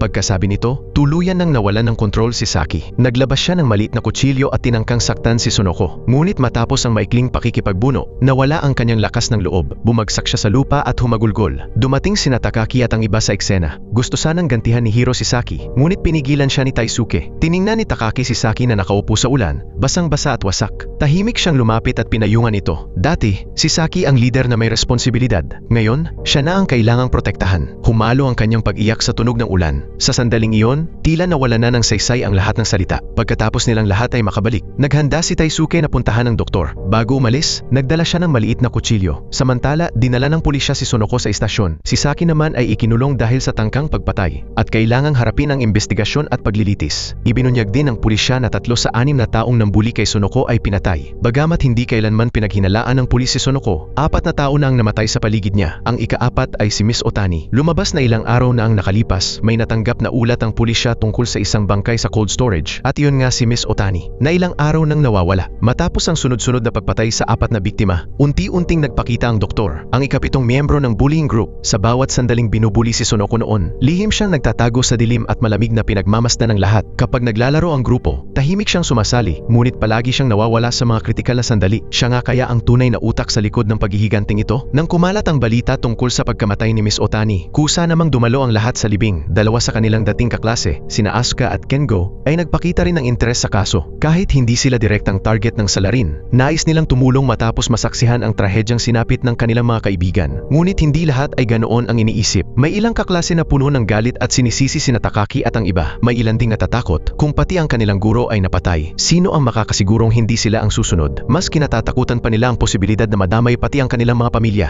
Sa ganitong sitwasyon, pakiramdam ni Takaki ay wala siyang magawa. Sa kabila nito, hindi umatras sina Asuka at Kengo. Muli nilang nilapitan si Takaki at ipinahayag ang kanilang kagustuhang tumulong. Naiintindihan niya ang kanilang intensyon, ngunit ayaw na niyang madamay pa ang iba, kaya mariin niya silang tinanggihan. Samantala, wala pa ring balita kay Taisuke. Para mahanap siya, lihim na pumasok si Hiro sa bahay nito sa pamamagitan ng bintana. Matapos maghanap, isang lumang cellphone lamang ang kanyang kanyang nakita. Naalala ni Hiro na ginamit iyon ni Taisuke noon upang i-record ang masasayang sandali nilang magkakaibigan. Nang mapanood niya ang video kung saan sabay-sabay silang umaawit ng nursery rhyme, bigla niyang naramdaman na may mali. Habang paalis na sana si Hiro, biglang tumunog ang doorbell. Agad siyang naging alerto, hinawakan ang kanyang samurai sword, at dahan-dahang lumapit sa pinto. Laking gulat niya nang makita sina Asuka at Kengo. Kahit tinanggihan na sila ni Takaki kanina, determinado pa rin silang tumulong. Naglilibot sila sa bahay ng bawat kaklase upang magtanong at makahanap ng kahit anong pahiwatig. Ayaw ni Hiro na madamay pa sila sa mapanganib na investigasyon, lalo na't napakarami nang namatay. Ngunit nang marinig iyon ni Asuka at Kengo, ibinunyag ni Asuka ang isang lihim na matagal na niyang kinikimkim. Noong bata pa siya, pangarap niyang maging pinakamagandang nobya, ngunit malayo ang realidad sa kanyang inaasahan. Totoong nakapag-asawa siya at nagkaroon ng anak, ngunit hindi naging masaya ang kanyang buhay may asawa. Paulit-ulit niyang pinalampas ang pambababae ng kanyang asawa. Noong una, balak niyang magtiis hanggang lumaki ang kanyang anak. Ngunit nang mangyari iyon, napagtanto niyang naputol na ang koneksyon niya sa lipunan. Wala siyang trabaho, walang kaibigan, at wala ring lakas ng loob na mabuhay mag-isa matapos ang diborsyo. Narinig ito ni Kengo at sinabi niyang ganoon din ang kanyang nararamdaman. Noong bata siya, pangarap niyang maging barber. Bagamat natupad niya ito, isa lamang siyang empleyadong manager sa isang barbershop. Araw-araw, kailangan niyang harapin ang mas batang amo na palaging pumupuna sa kanya dahil sa mababang kita. Wala siyang magawa kundi yumuko, humingi ng tawad at tiisin ang lahat. Dahil dito, parehong nais ni Asuka at Kengo na makahanap ng bagong layunin sa buhay. Anuman ang pagsubok na dumating, hindi na sila susuko. Hanggat nagpapatuloy sila, balang araw ay makakahanap din sila ng sariling kahulugan at halaga. Matapos marinig ang kanilang mga kwento, nagpasya si Hiro na payagan silang sumama. Sa pagpapatuloy ng investigasyon, naglibot ang grupo ni Hiro sa bawat bahay ng kanilang mga kaklase upang magtanong at maghanap ng mahalagang pahiwatig. Pagsapit ng gabi, bumalik sila sa cafe at naroon din si Sonoko. Pinag-isa nila ang lahat ng impormasyong kanilang nakalap sa araw na iyon, saka maingat na sinuri ang laman ng kanilang class yearbook. Nang makarating si Sonoko sa pahina ni Taisuke, may napansin siyang isang website link. Ito pala ang lumang forum ng paaralan, ang lugar kung saan nag-uusap si Taisuke at ang tinatawag na doktor. Sakto namang dumating si Takaki sa cafe. Agad na pinanood ni Hiro ang video mula sa lumang cellphone ni Taisuke. Maikli lang ang footage, pero tila may napansin si Takaki. Nang ihinto ni Hiro ang eksaktong frame, sabay-sabay nilang naunawaan ang katotohanan. Lumabas na hindi lang 6 ang miyembro ng bullying group noon, kundi 7. Dahil lumipat ng paaralan si Komori noong kalagitnaan ng ika-6 na baitang, wala ang kanyang larawan sa graduation yearbook. Dahil hindi rin siya kapansin-pansin noon, halos nakalimutan na siya ng lahat. Ipinagpatuloy ni Sonoko ang pagtingin sa class bulletin board sa forum. Puno ito ng masasamang mensahe mula sa doktor na nakatuon sa kanya. Samantala, nagtatago si Taisuke sa isang capsule hotel at nakikipag-ugnayan sa doktor sa forum. Sa tamang pagkakataon, nakita ni Sonoko ang mensahe kung saan nagkasundo sina Taisuke at ang doktor na magkita ng alas 5 ng hapon sa dati nilang tagpuan. Posible kayang ang doktor ay si Komori, ang ika-7 miyembro? Upang malaman ang katotohanan, agad na nagtungo roon ang grupo ni Takaki. Isang matagal nang abandonadong kumpanya ang kanilang pinuntahan. Akala nila ay wala silang makikita, ngunit napansin ni Kengo na may ilaw pa sa itaas. Pinangunahan ni Takaki ang grupo at palihim silang pumasok. Hindi nila alam na may panganib na naghihintay sa kanila. Samantala, mas maagang dumating si Taisuke. Bigla siyang nakakita ng isang anino, kaya agad niyang inilabas ang maliit na kutsilyong dala niya. Sinubukan niyang kumbinsihin si Komori na tumigil na, ngunit pagpasok niya sa silid, napagtanto niyang isang mannequin lamang iyon. Sa galit, itinumba niya ito. Ngunit habang paalis na siya, may totoong taong lumitaw sa pintuan. Agad niyang hinabol ang salarin. Narinig ng iba ang sigaw ni Taisuke at sinundan ng tunog. Ngunit sa isang iglap, sinamantala ng misteryosong tao ang pagkakalingat ni Taisuke at inatake siya. Kahit pilit niyang lumaban, itinulak siya ng salarin at tumakas. Pagdating ni Sonoko at ng iba, malubha na ang sugat ni Taisuke, ngunit patuloy pa rin siyang humihingi ng tawad. Inutusan ni Sonoko ang lahat na habulin ng tumakas habang siya ang maiiwan upang alagaan si Taisuke. Agad silang nagkanya-kanya ng direksyon sa paghahanap. Ngunit nang makaalis na ang lahat, pilit na tumayo si Taisuke. Kahit pinigilan ni Sonoko, iginiit niyang siya na ang bahala. Nang tumakbo palabas si Sonoko, biglang lumitaw ang misteryosong tao sa likod niya. Naghiwa-hiwalay ang grupo sa paghahanap. Bawat isa ay may nakitang figurang tumatakbo sa iba't ibang direksyon, ngunit napakabilis ng salarin. Kahit anong habol nila, hindi nila ito maabutan. Hingal na hingal at pagod na pagod si Takaki. Napaisip pa sila kung dati bang atleta si Komori. Sa kabilang banda, nang masilayan ni Sonoko si Taisuke, nasaksihan niyang nahulog ito sa hagdan. Bagamat tila lahat ng ebidensya ay tumuturo kay Komori, hindi ganoon kasimple ang lahat. Sa habulan, halatang may pumipigil kina Takaki at sa iba. Sinamantala yon ng tunay na salarin upang lapitan sina Sonoko at Taisuke. Posible kayang may kasabwat pa ang salarin? Mukhang may personal na alitan sa pagitan ni Taisuke at Komori, at maaaring ito ang isa sa mga susi sa buong kaso. Samantala, pagkatapos ng klase, lihim na nanonood ng pelikula ang isang guro. Hindi niya inaasahang madidiskubre ito ng anak ni Takaki na si Kana. Nang tangkain ni Kana na palihim na kunin ang disk, biglang lumingon ang guro at nahuli siya. Sinubukan itong magpaliwanag, ngunit hindi siya binigyan ng pagkakataon. Mahigpit na hinawakan ni Kana ang disk at tumakbo palabas. Sa sobrang takot, napasok siya sa isang bakanteng laboratorio at nagtago sa gilid ng podium. Agad siyang hinabol ng guro. Hindi niya maaaring hayaang mabunyag ang laman ng disk. Pumasok siya sa silid na may nakakatakot na tingin at pilit na kinukuha ang disk. Sinasabing hindi siya masamang tao. Nang mapagtanto ni Kana na wala na siyang takas, nanginginig siya sa takot at kinakabahan na umatras. Nang makita ng guro na hindi siya sumusunod at sinusubukang tumakas, lalo siyang nagalit. Sa pinakakritikal na sandali, dumating si Takaki. Posible bang ang homeroom teacher ni Kana ang si Komori, ang ikapitong miyembro ng bullying group noon? Habang dinadala pa rin ng lungkot sa pagkamatay ni Taisuke, ipinatawag sina Takaki at ang iba ng pulisya para sa interogasyon. Sa gitna ng investigasyon, biglang naalala ni Sunoko ang DVD. Dapat ay nasa loob yun ng time capsule. Ngunit wala ito roon. Ang pinakamalamang na paliwanag ay hinukay na ito ng salarin noon pa man. Ibig sabihin, may mahalagang pahiwatig sa laman ng DVD. Posibleng naglalaman ito ng pagkakakilanlan ng killer. Naniniwala ang lahat na nasa kay Miss Otani ang disk. Ngunit dahil patay na siya, tila naputol na rin ang lead na yon. Pagkatapos umalis sa istasyon ng pulisya, hindi na makapaghintay si Takaki. Balak niyang pumunta sa opisina ni Miss Otani upang maghanap ng ebidensya. Ngunit pagdating niya sa paaralan, nakita siya ng kanyang anak. Kaya nagkunwari na lang siyang susundo. Sakto namang lumabas ang homeroom teacher ni Kana. Nang marinig niyang tinawag ito ng anak niyang Mr. Komori, labis siyang nagulat. Biglang naalala ni Takaki na ilang beses na nilang nakasalamuha ang gurong iyon kasama si Sunoko. Ibig sabihin, ang ikapitong miyembro ay matagal nang nasa tabi nila. Agad na hinablot ni Takaki si Komori sa kwelyo at galit na tinanong kung bakit niya pinatay ang napakaraming tao. Ngunit bago pa siya makapagsalita ng tuluyan, biglang may soccer ball na tumama sa bintana at nabasag ito. Nagulat si Komori at napaupo. Nahulog ang isang plate mula sa kanyang katawan. Napansin iyon ni Kana at pinulot, ngunit agad itong inagaw ni Komori. Gumawa siya ng dahilan upang tingnan kung may nasugatan at mabilis na umalis. Nakita ni Takaki na natatakot na ang kanyang anak at ang ibang estudyante. Kaya upang maiwasan ang gulo, pansamantala niyang inilayo si Kana. Pagdating niya sa bar, ikinuwento niya ang lahat sa grupo. Hindi lamang guro sa elementarya si Komori, nasa kanya rin ang mahalagang DVD. Agad nilang napag-isip-isip na siya ang salarin. Nang iminungkahi ni Asuka na i-report agad ito sa pulisya, tumutol si Hiro. Kung si Komori nga ang pumatay, gusto niyang siya mismo ang tumapos dito. Ngunit kung hindi agad kikilos ang pulisya, malalagay sa panganib ang lahat. Naniniwala si Hiro na kapag naaresto si Komori, maaaring hindi na nila malaman ang tunay na motibo nito at tuluyang mananatiling lihim ang katotohanan. Kinabukasan, pag-uwi ni Takaki mula sa trabaho, laking gulat niya nang makita si Komori sa kanyang bahay. Kusang lumapit si Komori sa kanya, na kunwari bumibisita lang bilang guro, upang hindi marinig ng anak ni Takaki ang kanilang pag-uusap. Dinala ni Takaki si Komori sa storage room. Bago pa makapagtanong si Takaki, si Komori na ang unang nagsalita. Sinisi niya si Takaki sa hindi pagpapahalaga sa kanyang mga kaibigan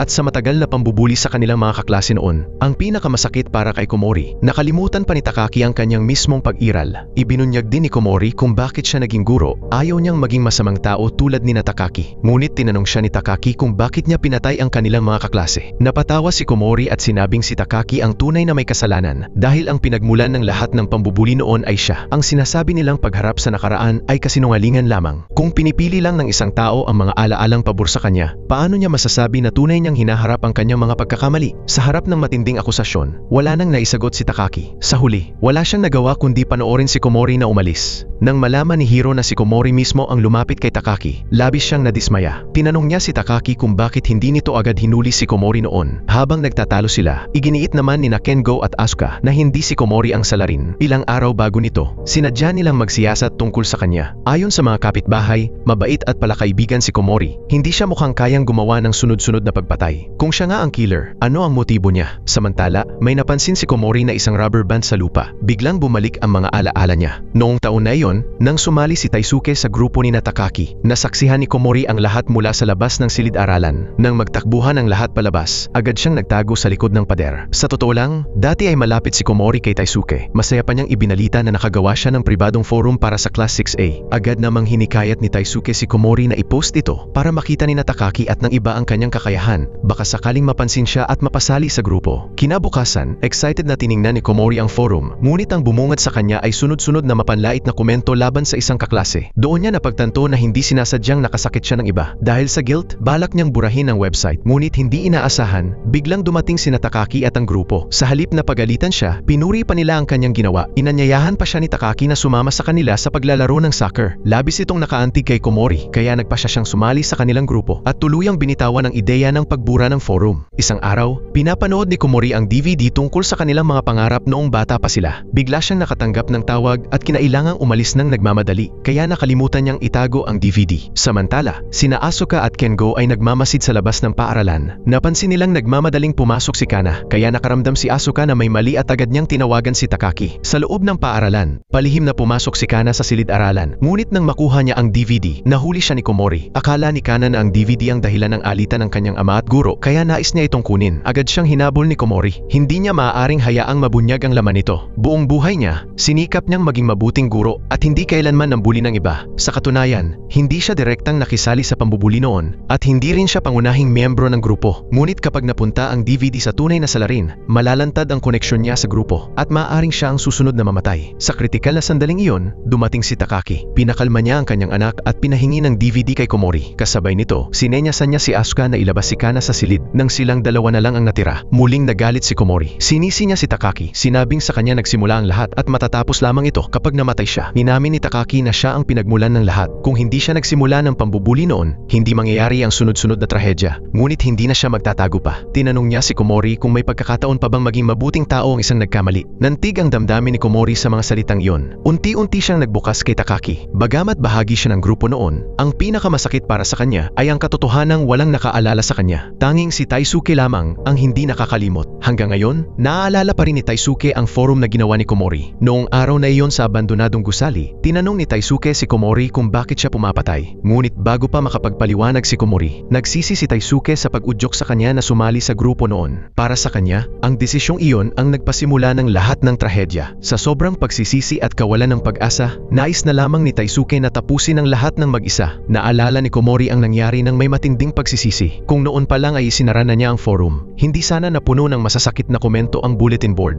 At marahil, hindi na sana nangyari ang lahat ng trahedyang ito. Pagbalik niya sa sarili, ibinigay ni Komori ang disk kay Takaki. Ito ang maaaring magbunyag ng pagkakakilanlan ng salarin. Nang gabing iyon, nagtipon silang lahat sa isang maliit na pub at sabay-sabay pinanood ang video. Isa-isang humarap sa kamera ang bawat kaklase at seryosong ibinahagi ang kanilang mga pangarap. Nang si Komori na ang nasa video, sinabi niyang ang pangarap niya ay manatiling kaibigan sina Takaki at ang iba magpakailanman. Sa sandaling iyon, naunawaan ni Takaki kung bakit labis na nasaktan si Komori nang makalimutan siya. Naunawaan din niya kung bakit takot si Komori na kumalat ang video. Akala ng lahat ay tapos na ang video, ngunit biglang may lumabas na kakaibang eksena. Isang babae ang nagsabing ang pangalan niya ay Suzuka at ang pangarap niya ay maging isang pianista. Napatalon si Takaki sa gulat. Doon niya napagtanto, ang taong palaging binabanggit ni Komori ay hindi si Sonoko, kundi isang babaeng nagngangalang Suzuka. Ibig sabihin, noong bata pa sila, hindi lang si Sonoko ang biktima ng pambubuli ni Takaki. Dahil nakatuon ang galit ng lahat kay Sonoko, nakalimutan nila na may isa pang biktima noon. Posible kayang si Suzuka ang tunay na salarin? Para maintindihan ng lahat, kailangan balikan ang nakaraan. Noong ikalimang baitang, bagong lipat pa lang si Suzuka sa paaralan. Simula pa kindergarten ay nag-aaral na siya ng piano at mahusay siya sa musika. Isang araw, habang tumutugtog siya ng flute sa harap ng klase, pinangunahan ni Takaki ang grupo sa panggugulo. Dahil sa ingay, nagkamali si Suzuka ng nota. Ngunit hindi doon natapos iyon. Pinagtawanan pa siya ni Takaki. Sinasabing, hindi ka ba magaling sa musika ni hindi mo matugtog ng tama ang C-note? Sa Japanese, ang C-note ay kahawig ng palayaw na ibinigay nila kay Suzuka. Yung taong iyon, mula noon, naging impyerno ang buhay niya sa paaralan. Sinira ang kanyang notebook, itinapon ang kanyang paboritong flute at maging ang piano na ginawa niya mismo ay sinira ni Taisuke. Dahil sa matagal na pambubuli, unti-unting nawala ang kanyang tiwala sa sarili. Naging tahimik at malungkot siya. Kahit noong tumutugtog siya ng piano, may isang nota na hindi niya kayang tugtugin ng tama. Isang napakalaking dagok para sa isang nangangarap maging pianist. Sa huli, umalis si Suzuka sa paaralan bago matapos ang ikalimang baitang. Kaya wala siyang graduation photo. Gayunpaman, nakasama pa rin siya sa video ng mga pangarap at ito rin ang dahilan kung bakit wala siyang sariling painting.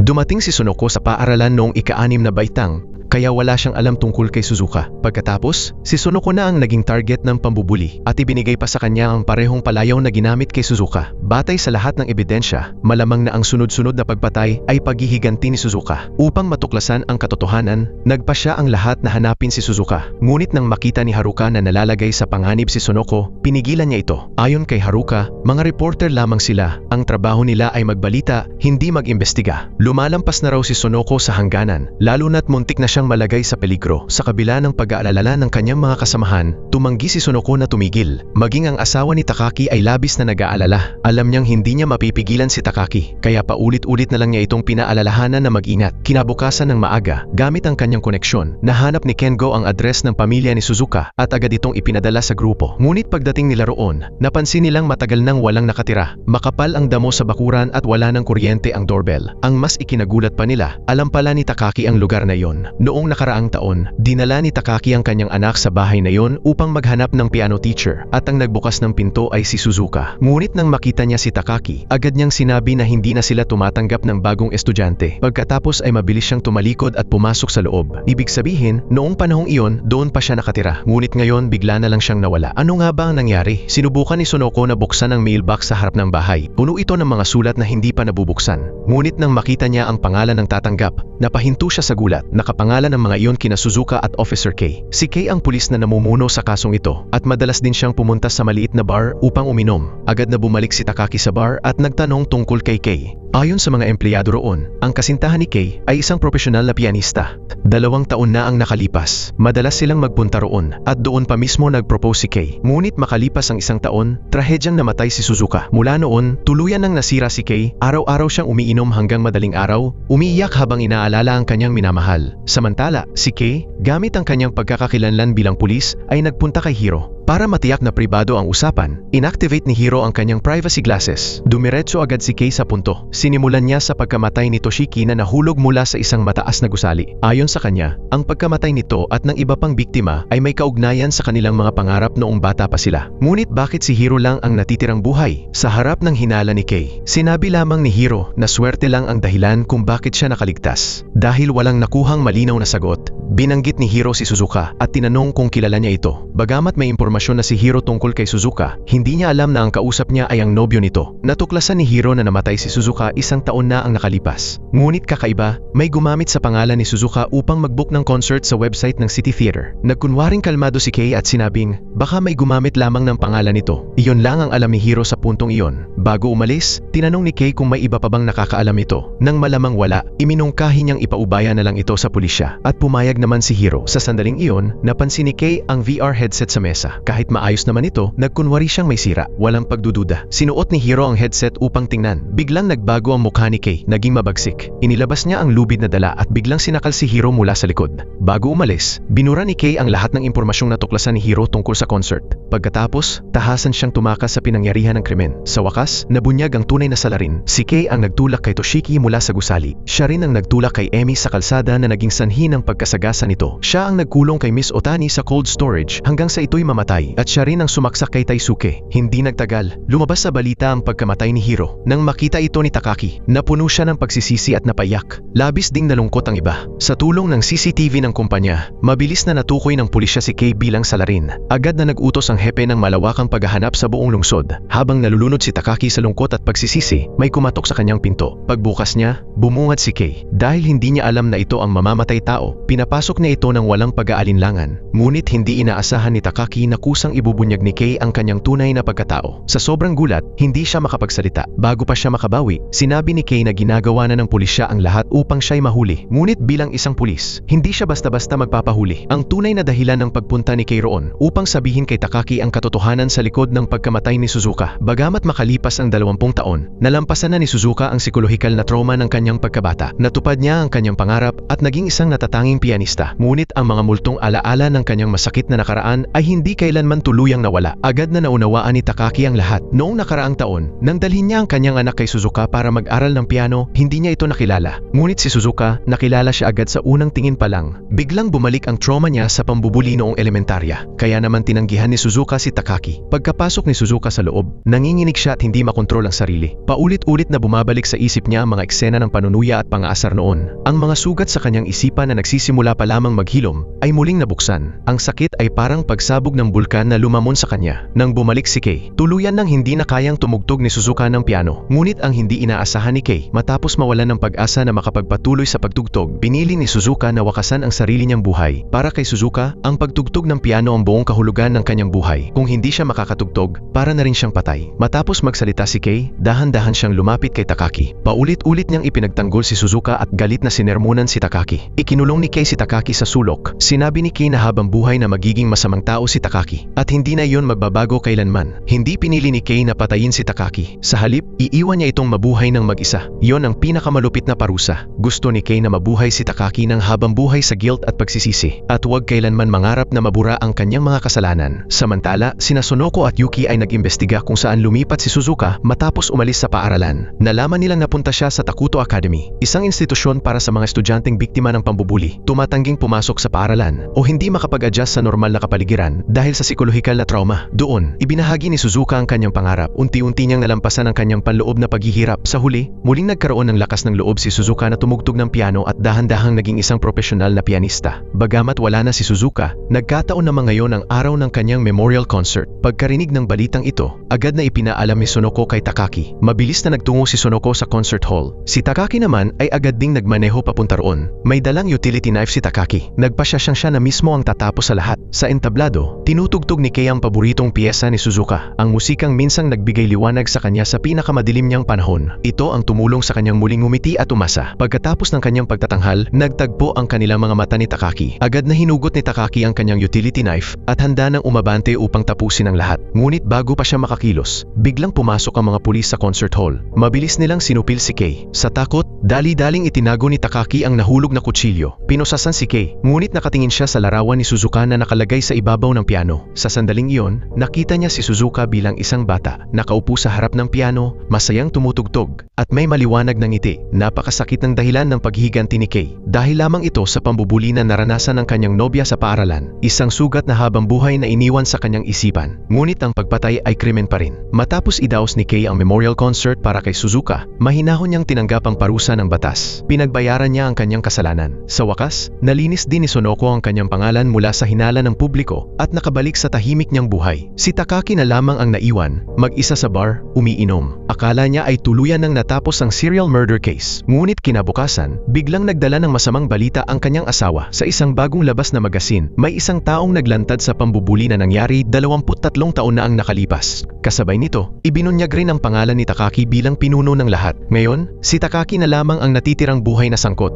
Mula sa sandaling iyon, tuluyang bumagsak sa impyerno ang kanyang buhay. Napuno ng mapanlait na mensahe ang pintuan ng kanyang bodega. Ang kanyang anak ay binuli sa paaralan. Sinira ng sadya ang takdang aralin ni Kana. Maging ang kanyang karera ay labis na naapektuhan. Isa-isang kinansela ng kanyang mga kasosyo sa negosyo ang kanilang mga kontrata. Kinagabihan, pag-uwi ni Takaki, agad siyang nagngit-ngit sa galit nang makita ang notebook ng kanyang anak na sinulatan. Sa mismong sandaling iyon, may isang taong nag-spray paint sa pintuan ng kanyang bodega. Sa tindi ng galit, hinablot ni Takaki ang kwelyo ng isang binatilyo. Itinulak ito sa pinto at sinakal. Nagpumiglas ang binatilyo ngunit wala siyang nagawa. Nang malapit na itong mawalan ng hininga, dumating si Sonoko sa tamang oras at napigilan ang isang trahedya. Sa ginawa niyang iyon, hindi sinasadyang nailigtas ni Sonoko si Takaki. Nang malaman ni Sonoko ang lahat tungkol sa pambubuli, labis siyang nagulat. Iginiit niyang hindi siya ang naglantad nito sa publiko. Desperadong inamin ni Takaki na kailangan niyang magbago para sa kinabukasan ng kanyang pamilya. Ngunit hindi siya kasing tatag ni Sonoko. Habang susubukan sana ni Sonoko na aliwin si Takaki, bigla siyang nakatanggap ng mensahe mula kay Haruka. Sinabi ni Haruka na may agarang bagay na kailangang asikasuhin ni Sonoko sa kumpanya. Bago umalis, paulit-ulit na binalaan ni Sonoko si Takaki na huwag padalos-dalos. Ngunit pagdating ni Sonoko sa kumpanya, napansin niyang kalmado si Haruka. Malayong-malayo sa kilos ng isang taong nagmamadali. Doon biglang naunawaan ni Sonoko ang lahat. Si Haruka pala ang naglabas ng balita tungkol sa pambubuli na nangyari 23 taon na ang nakalipas. At hindi pa roon nagtatapos. Balak pa niyang ipagpatuloy ang paglalantad nito. Determinado si Haruka na tuluyang pabagsakin si Takaki. Habang hindi pa makapaniwala si Sonoko, may isa pang ibinunyag si Haruka. Noong bata pa siya, binuli rin siya hanggang sa hindi na siya makapasok sa paaralan. Dahil dito, napilitan siyang lumipat sa Takuto Academy. Noon din ang unang araw ni Suzuka sa Takuto Academy. Nang makita ni Haruka ang matinding pagdududa ni Suzuka sa sarili, agad siyang nakaramdam ng kakaibang koneksyon. Madalas niyang makita si Suzuka na nakaupo lang sa harap ng piano. Tila nawawalan ng sigla. Para matulungan siyang malampasan ang trauma, si Haruka ang unang lumapit at kumausap sa kanya at naging una niyang kaibigan. Lubos na nagulat si Sonoko sa katotohanan ito. Ngunit Ngunit hindi niya alam na bukod kay Haruka, may isa pang taong naghihintay ng paghihiganti sa likod ng mga anino. Samantala naghahanap si Takaki ng impormasyon tungkol sa akademyang pinasukan ni Suzuka noon. May napagtanto siya. Bigla siyang tumayo at nagmamadaling nagtungo sa maliit na pub. Pagpasok pa lang niya, wala na siyang sinabi at agad niyang kinuha ang coaster sa mesa. Ang disenyo nito ay kaparehong-kapareho ng simbolo ng Takuto Academy. Lumabas na dati palang nagtrabaho si Takaki sa akademyang iyon bilang pintor at tagapag-ayos. Kaya nahulaan niyang ang may-ari ng bar ay doon din nag-aral. Nang makita niyang lantad na ang kanyang pagkakakilanlan, hindi na nagkubli si Imakuni. Inamin niyang naging kaklase niya si Suzuka. Nang malaman ni Takaki na kasabwat siya ni Kei, agad niya itong sinunggaban at pinasadsad sa bar. Doon nabunyag ang lahat. Si Imakuni pala ang utak sa likod ng buong plano. Ang kakaibang pagkakasunod-sunod sa nursery rhyme ay hindi ideya ni Imakuni. Ideya iyon ni Takaki mismo na hindi niya sinasadyang nabanggit noon. Sinadya noon ni Takaki na dalhin ang ibang bully sa bar na yon at hindi sinasadyang narinig ni Imakuni ang sikreto tungkol sa nursery rhyme. Habang ayaw pa ring bumitaw ni Takaki, sinabi ni Imakuni, "Huwag mo akong ibuli." Sa isang iglap na puno ng takot ang puso ni Takaki, agad niyang binitawan ang kamay nito. Noong bata pa si Imakuni, matagal din siyang naging biktima ng pambubuli. Tulad ni Suzuka, napilitan din siyang pumasok sa Takuto Academy. Dahil sa magkatulad nilang masasakit na karanasan ni Suzuka at Haruka, unti-unti silang nagkaroon ng malalim na pag-unawa sa isa't isa. Minsan, nang makarinig si Imakuni ng busina ng sasakyan, bigla niyang naalala ang pambubuli noon. Automatiko niyang tinakpan ang kanyang mga tainga at nanginginig sa takot.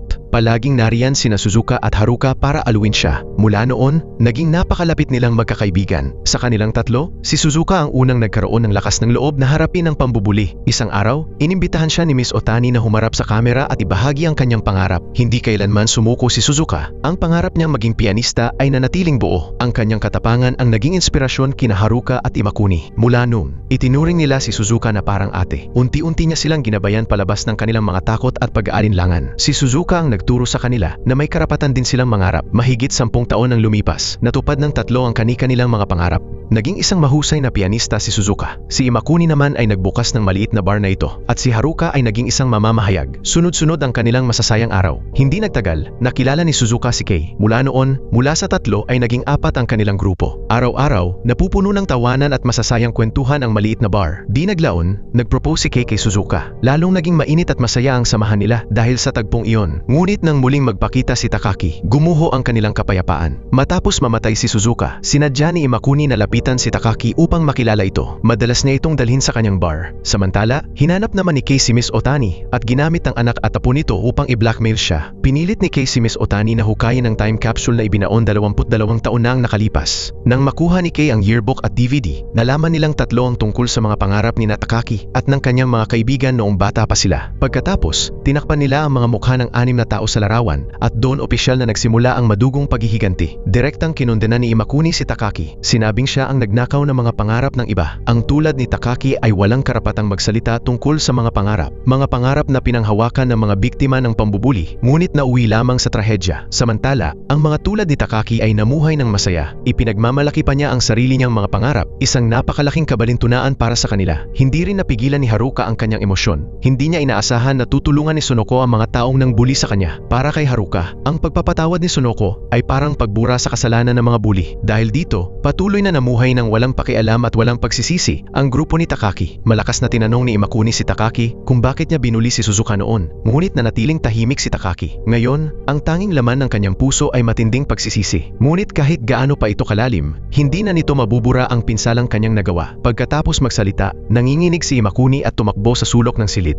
Binuksan niya ang isang aparador at kumuha ng isang pakete. Sa loob nito ay isang baril. Nang marinig ni Takaki ang pagkalabit ng baril, nagulat siya at napalingon. Sinabi ni Imakuni na iniwan iyon ni Kei. Akala ni Takaki na gagamitin iyon para patayin siya. Ngunit kusang ibinigay ni Imakuni ang baril sa kanya. Hindi balak ni Imakuni na siya ang pumatay kay Takaki. Ang gusto niya ay si Takaki mismo ang pumatay sa kanya. Napatulala si Takaki sa gulat. Dahan-dahang inilahad ni Imakuni ang tunay nilang layunin. Lahat ng pinaghirapan nilang plano ay para pilitin si Takaki na pumatay ng sarili niyang kamay. Dahil si Takaki ay matagal nang naghahangad ng paghihiganti laban sa pumatay sa kanyang mga kaibigan. Gusto nilang gawing tunay na mamamatay tao si Takaki upang habang buhay siyang kamuhian at husgahan ng lipunan. Gusto nilang maranasan niya ang pakiramdam na mabuhay sa impyerno. Sa kabilang panig, diretsahang sinabi ni Haruka na hindi titigil ang kanyang serye ng mga artikulo. Ipagpapatuloy niya ito hanggang sa mabago ang batas ng bansa at opisyal na kilalanin ang mga bully bilang mga kriminal. Sa harap ng matinding paninindigan ni Haruka, tuluyang nalito si Sonoko. Samantala, si Takaki ay nasa bingit na ng pagkasira. Ang kanyang kanang kamay na may hawak na baril marahil, ay nanginginig ng hindi mapigilan. Biglang sumagi sa isip niya sarili niyang pangarap noong bata pa siya. Habang inaalala niya ang mga pangarap ng kanyang 5 kaibigan, unti-unting umusbong ang galit sa kanyang loob. Dahan-dahan niyang itinaas ang kanyang kamay. Pagkakita nito, agad hinawakan ni Imakuni ang kanyang kamay at itinapat ang dulo ng baril sa sarili nitong noo. Pilit siyang pinapaputok. Samantala, nanatiling kalmado si Sonoko. Pinayuhan niya si Haruka na itigil ang walang saysay na katigasan ng ulo. Kung pipili siya sa pagitan ng mabuti at masama, tiyak na pipiliin niya ang mabuti. Dahil kung lalabanan ng kasamaan gamit ang kasamaan, habang buhay silang mabubuhay sa galit at puot.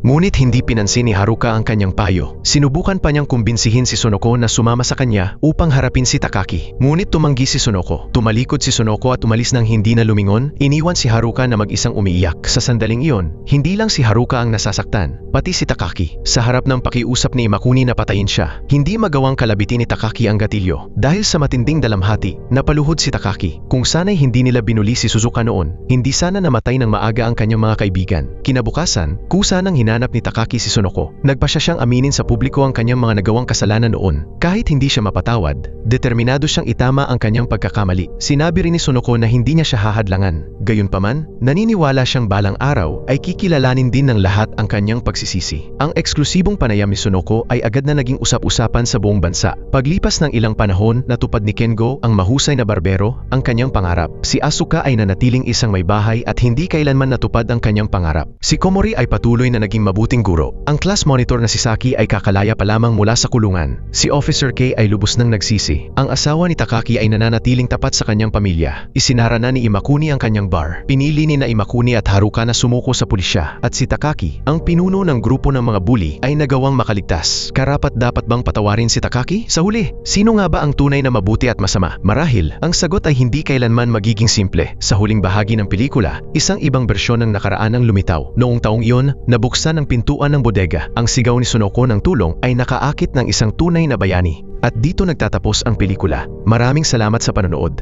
Hanggang sa muli, paalam.